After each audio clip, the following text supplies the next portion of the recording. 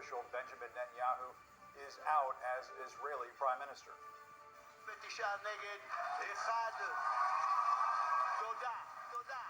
This was the moment a short time ago when 12 consecutive years of Prime Minister for Benjamin Netanyahu ended. A coalition of smaller parties joined forces against Netanyahu and, as expected, voted him out by a razor-thin margin on the streets of Jerusalem. There were late-night celebrations after the vote, ushering in the post-Netanyahu era.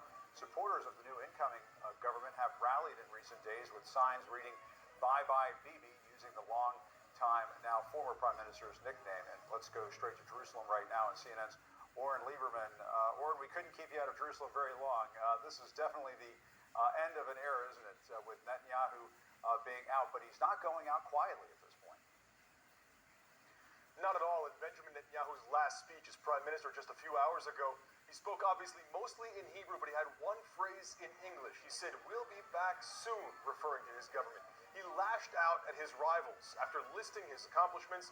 After more than 12 years in office and 3 years before that, he called the government that's replacing him a weak government, a dangerous government for Israel, and then said only he could stand up to the Biden administration when it comes to building in the settlements, when it comes to pushing back against a nuclear agreement with Iran.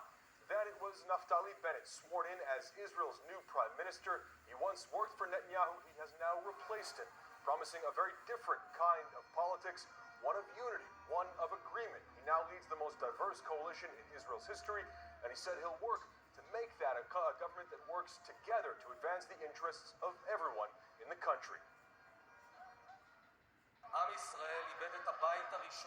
Two times in our history, we lost our Jewish home exactly because leaders of the previous generation refused to sit with one another. I am proud to sit with people with different opinions. At the decisive moment, we took responsibility. We took responsibility. Shortly after the swearing in of Naftali Bennett as Prime Minister, he received a congratulatory statement from President Joe Biden. That statement reads, in part, "My administration is fully committed to working with the new Israeli government to advance security, stability, and peace for Israelis, Palestinians, and people throughout the broader region." The Foreign Minister of Israel, the new one that is, shortly thereafter received a congratulatory message from Secretary of State Blinken, and the Defense Minister here received another congratulatory message from Defense Secretary Lloyd Austin. Those statements coming very soon after the swearing in of the new government. It was a government sworn in by a very thin margin, and that means it will be very difficult to govern, especially with Netanyahu as head of the opposition. And he promises to be a very active head of the opposition, making it difficult for Naftali Bennett as he tries to lead this country, a country that hasn't had a functioning government in quite some time. When it's worth looking at Netanyahu, it's worth considering that the end of this era of Netanyahu revolves around former President Donald Trump. And yet for all of the gifts, the political gifts that Trump gave Netanyahu, from moving the embassy, from recognizing Jerusalem as the capital of Israel, from the Golan Heights and the Abraham Accords, the one thing Trump never gave Netanyahu was an electoral victory. Netanyahu lasted just 144 days after the administration of President Donald Trump. He had a functioning government for exactly 0 of those days. Jim? Quite an extraordinary transition and an historic night in Israel. All right, let's bring in Aaron David Miller. He's a former Middle East peace negotiator, and he spent more than 2 decades working in the U.S. State Department under several presidents. Aaron, so good to see you.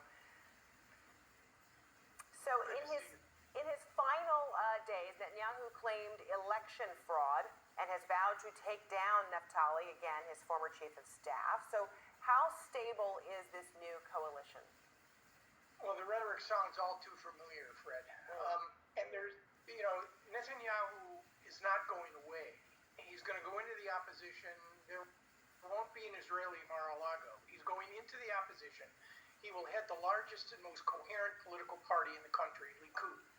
And he will be plotting and pushing and pressing in an effort to embarrass this government at any chance he gets, and waiting eagerly to pick up the pieces if in fact it collapses. So will he be a significant force against this coalition where I read this is what it's made up of, this unlikely coalition of parties from the right, center, left of Israeli spectrum, and for the first time, including an independent from an Arab party? That kind of diversity sounds strong, but you're saying possibly not up against a Netanyahu and opposition party. Well, no. I think that there are several features of this government that actually may allow it to endure longer than the conventional analysis would suggest. First of all, there's mutually assured destruction, Israeli style. Both Bennett and Lapid, who will rotate, Bennett first as prime minister, and if you make it through 2 years plus, then Lapid will become prime minister. They have vetoes over major issues. Number two, all of these parties understand that the reason they're together now, bringing to an end a decade and more of Netanyahu's reign, is in large part because of him, and they are absolutely determined to keep him at bay. They also know that this is political oblivion for many of them if they don't make this government work. I mean, the prime minister, Fred, for the first time in the history of political history of Israel, has 6 seats. Usually, a prime minister represents one of the 2 major parties or a third party that has significant seats. Bennett has 6, so he's going to have to cooperate in order to survive. And Bennett publicly thanked President Biden today for his support of Israel during the recent conflict in Gaza.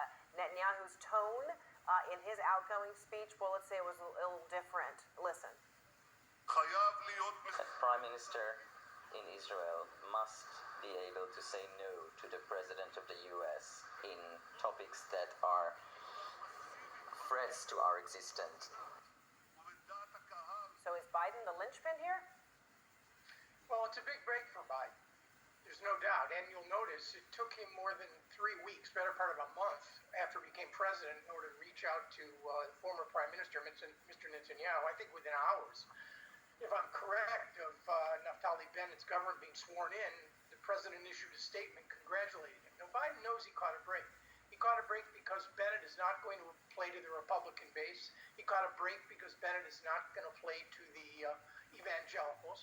And he caught a break because I really think Bennett has no interest, or there's no margin for him in picking a fight with the United States. He's come across as very tough against the Iran nuclear agreement, but he will not do what Netanyahu did in order to undermine it. So Biden will have some breathing room, and it's a good thing. He's got a lot of headaches at home to manage. So what kind of leadership do you see in a Prime Minister Bennett? Because already, I mean, it's publicly stated that he opposes a Palestinian state, believes Israel should annex much of the occupied West Bank. Very little movement on the Israeli-Palestinian issue, Fred. I mean, the issues are just too tough. The coalition way too diverse and too unwieldy.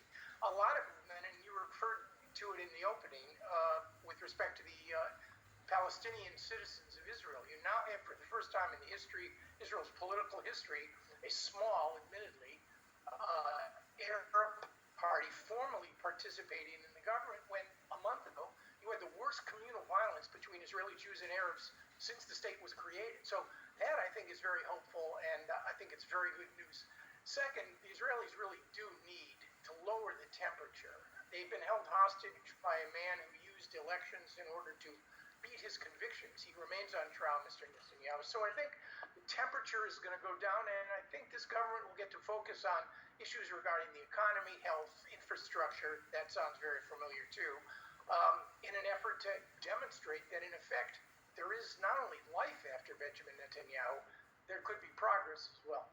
Add one more thing to the familiarity, transitions. We're learning that former Israeli Prime Minister Netanyahu will not hold a traditional handover ceremony with the newly elected Prime Minister Bennett, but will hold a private meeting instead.